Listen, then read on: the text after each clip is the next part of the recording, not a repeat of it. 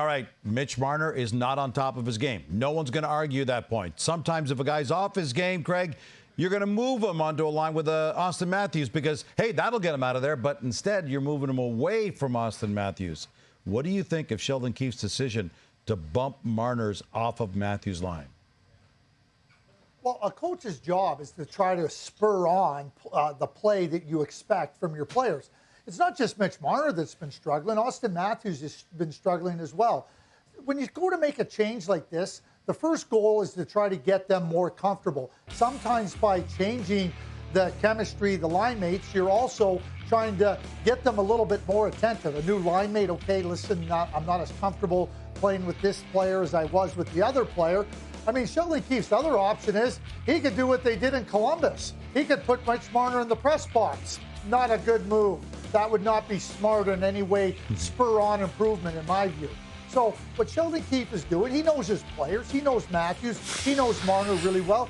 He knows that they're capable of more. So let's split them up. Let's see what they can do with some new line mates. And you can expect that they're going to improve. I mean, Gino, we were having this discussion about Connor McDavid a week ago. Yes, we were. It's no longer the case. We've seen what Connor McDavid's doing. When you're elite superstars, and that's what Marner is, and that's what Matthews is, I don't think it's a matter of if they'll turn it around. It's just a matter of when. All right, let's talk about the team then as a whole. When the Leafs host the Panthers on Tuesday night, it'll be 200 days since Florida bounced them out of the playoffs in 5 games. Now, they're barely clinging to a playoff spot, sitting in 6th in the Eastern Conference. Has Toronto progressed or regressed since that second-round loss? Well, let's keep in mind they lost in 5 games, and they got sand kicked in their face pretty good by the Florida Panthers. I think they've regressed. I mean, they made a change at the manager's position to try to change the outcomes come playoff time. I watch this team now. The goaltending isn't as good as it needs to be. The blue line is not even anywhere close to Stanley Cup contending.